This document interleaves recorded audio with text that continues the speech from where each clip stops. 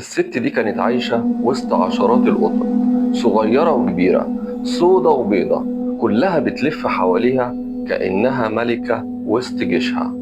أنا محمد عبد الواحد، وده برنامج فنجان رعب. كنت ساكن في عمارة قديمة في وسط البلد، عمارة شكلها غريب. العمارة دي بتقول إنها شافت حاجات كتير قبل ما أجي أسكن فيها بسنين. أول يوم دخلت فيها حسيت بريحة غريبة وحاجة كده في الهوا مش مريحة. أغلب السكان في العمارة دي كبار في السن، ملامحهم ساكتة وأصواتهم طبعا قليلة جدا. لكن أكتر حاجة شفتها وشدت انتباهي كان في ست عجوزة ساكنة في الدور الأرضي. الست دي بيقولوا عليها أم قطة. الاسم لوحده غريب، بس أنا لما شفتها فهمت. الست دي كانت عايشة وسط عشرات القطط، صغيرة وكبيرة، سودة وبيضة، كلها بتلف حواليها كأنها ملكة وسط جيشها. وعمرها ما طلعت فوق الأدوار اللي فوقانية، على طول قاعدة في الدور الأرضي. ولا شفتها مرة ماشية في الشارع، بس كل يوم وأنا نازل الصبح رايح شغلي كنت ألاقيها قاعدة على أول السلم، ماسكة طبق أكل في إيديها وبتكلم قطة كأنها إنسانة. مرة سمعتها بتقول لها: كل يا مشمش، محدش هيقدر يأذيكي وأنا قاعدة معاكي. الكلمة دي لزقت في دماغي. القطة دي كانت سودة جدا، شعرها ناعم قوي وعيونها خضرة بتلمع في الضلمة. وأنا معدي بصيت للقطة نظرة طويلة قوي، والست قالت لي من غير ما تبص: صباح الخير يا أستاذ أحمد، خلي بالك وانت نازل، في حد مستنيك تحت قدام البيت. أنا استغربت جدا، أنا عمري ما عرفتها باسمي، هي عرفت اسمي منين؟ نزلت أبص على اللي مستنيني في الشارع. الغريبة إني ما لقيتش حد واقف، بس صوت القطط فضل يرن في وداني لغاية ما نزلت الشارع. ومن ساعتها بدأت أحس إن العمارة دي غريبة. بالليل دايما في أصوات قطط كتير، خطوات خفيفة، وريحة بخور دايما طالعة من الدور الأرضي كأن حد بيحضر جن. وفي يوم وأنا راجع متأخر لقيت باب شقتها مفتوح ونور ضعيف جدا جاي من جوه الشقة. قربت، لمحتها قاعدة على الأرض والقطط حواليها في دواير، وشها ساكت بس عينيها بتلمع، عينيها كأنه بير غويط كله حاجات تخوف. وفي ايديها مراية صغيرة بتبص فيها كأنها شايفة حاجة جوه المراية وانعكاسها ظاهر لها. وانا هنا ما خدتش بالي ان ايدي بتترعش غير لما سمعتها بتقول: اتأخرت يا احمد ليه؟ كنت فاكراك مش جاي النهاردة. ساعتها انا اتجمدت مكاني وطلعت اجري على فوق. طول الليل بسمع صوت القطط بطريقة تخوف، الصوت طالع من تحت عندها. بعد كام يوم جار في الدور التالت قال إن قطة سودة دخلت وهجمت عليه في الشقة. الناس في العمارة قعدت تضحك عليه، قالوا أكيد الراجل ده بيخرف، بس هو كان مرعوب جدا وقال الكلام ده وهو بيترعش. وأنا سألته إيه اللي حصل، قال لي: يا أستاذ أحمد، القطة بصت لي ونطقت اسمي. تاني يوم الراجل ده عزل من العمارة. بعدها بأسبوع الكهرباء قطعت، وأنا نازل ببص لقيت نور طالع من تحت باب شقة الست اللي اسمها مقطة. نور مش عادي، نور أبيض قوي خارج من تحت عقب الباب. حسيته إني طالع من جوه الأرض، وسمعت صوت قطط كتير. الصوت كان متواصل جدا وهي بتهمس ليهم بكلام مش مفهوم.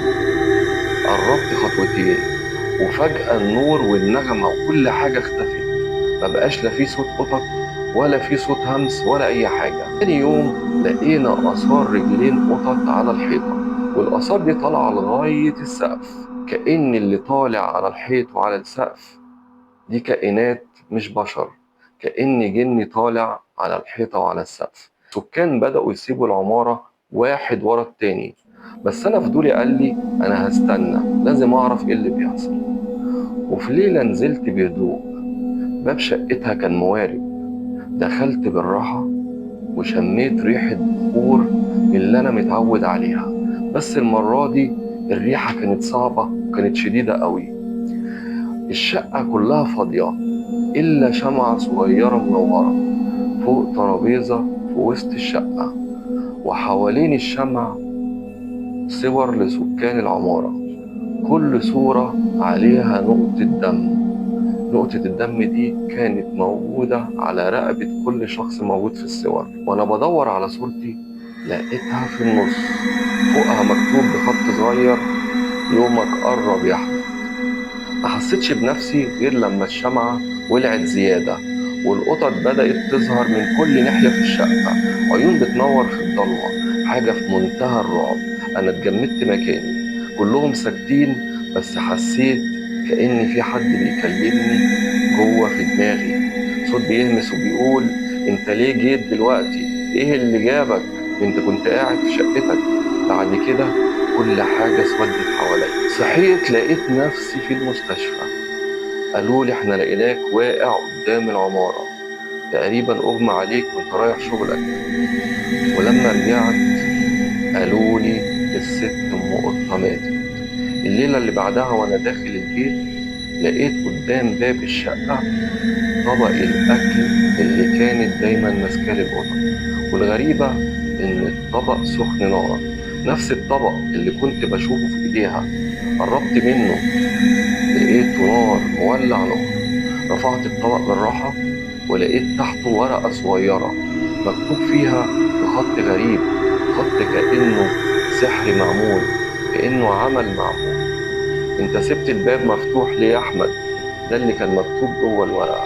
استغربت جدا، رجعت بصيت على الباب لقيته مفتوح فعلا. القطة السوداء كانت قاعدة على عتبة الشقة، بصيت لي نظرة غريبة ونظرة طويلة. أنا خفت، وبعدين القطة سابتني ومشيت. وأنا بمد إيدي أقفل الباب سمعت صوت ست ورايا بيهمس، نفس صوت الست اللي ماتت: خلي بالك منها يا أحمد، لحسن دي لو غضبت عليك هتندم على اللي هتعمله فيك. أنا اتجمدت مكاني، اتلفت بسرعة، مفيش حاجة، مفيش حد. ريحة البخور رجعت تاني أقوى من الأول. دخلت المطبخ ولقيت على الأرض شعر قطة أسود، وعلى الحيطة أثر للكف أو كفوف قطط كتير. حاولت أقنع نفسي إنها أوهام، بس وأنا خارج من المطبخ سمعت صوت جاي ورايا. قربت ببطء عشان أشوف إيه الصوت دوت. لقيت الصوت جاي من جنب التلاجة، وقلت يمكن قطة دخلت من غير ما اخد بالي. مديت ايدي، حاولت احرك التلاجة سنة صغيرة، طلعت ورقة قديمة محشورة جنب باب التلاجة. الورقة فيها صور صغيرة لوشوش الناس اللي كانت ساكنة في العمارة، الناس اللي عزلت، الناس اللي سابت العمارة من الرعب. في آخر صف من الصورة لقيت صورتي، جنبها مكتوب بخط غريب أنا قريته بالعافية: الدور عليك جاي يا أحمد. وفي اللحظة دي النور قطع، البيت كله سكت، بس صوت القطط لسه شغال وبيرن في ودني، صوت قريب جدا مني، كأنه قطة واقفة ورايا. حاولت أتحرك، رجلي مش قادرة، النفس بقى تقيل، حسيت إني هتخنق. بصيت ناحية الطرقة بتاعة الشقة، لقيت ضوء بسيط طالع من ناحية الباب، الباب اللي المفروض إني كنت قفلته. لقيته مفتوح على الآخر، وعلى العتبة كانت واقفة نفس الست اللي ماتت، الست أم قطة، بنفس الوش، نفس الابتسامة الهادية، نفس العيون اللي تخوف. بصت لي وقالت لي بهدوء: أنا قلت لك ما تسيبش الباب مفتوح. اتقدمت خطوتين ناحيتي، والقطط كلها بدأت تطلع من كل حتة في الضلمة، وعملت دواير حواليها كأنها مدربة إنها تقف معاها. ولقيت بصوت القطط نغمة غريبة واحدة طويلة، وأول ما قربت مني كل الأصوات دي سكتت. لقيت نفسي واقف لوحدي، النور رجع والبيت فاضي مفيهوش أي حد، كل حاجة في مكانها. بس لما بصيت في المراية اللي جنب الباب شفت حاجة خلتني أتجمد مكاني. المراية كانت بتعكس الصالة كلها وكل حاجة فيها، كل حاجة في الصالة إلا أنا باصص في المراية ومش شايف نفسي، أنا ما كنتش باين. واللي كان واقف مكاني في المراية قطة سودا عيونها غريبة بتلمع في الضلمة، وبتصوت بصوت غريب، وبتضحك ضحكة غريبة، ضحكة الست الكبيرة اللي ماتت. اللي يسمع القصة دي ما يقفلش الباب، يخليه دايما موالي.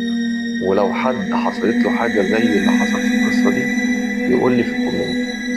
وانا عايز اعرف، تفتكروا اللي حصل جوه الشقة دي حاجة ليها علاقة بالجن، او القطط دي كانت مسحورة، او الست ام قطة دي جن، ولا الموضوع ايه؟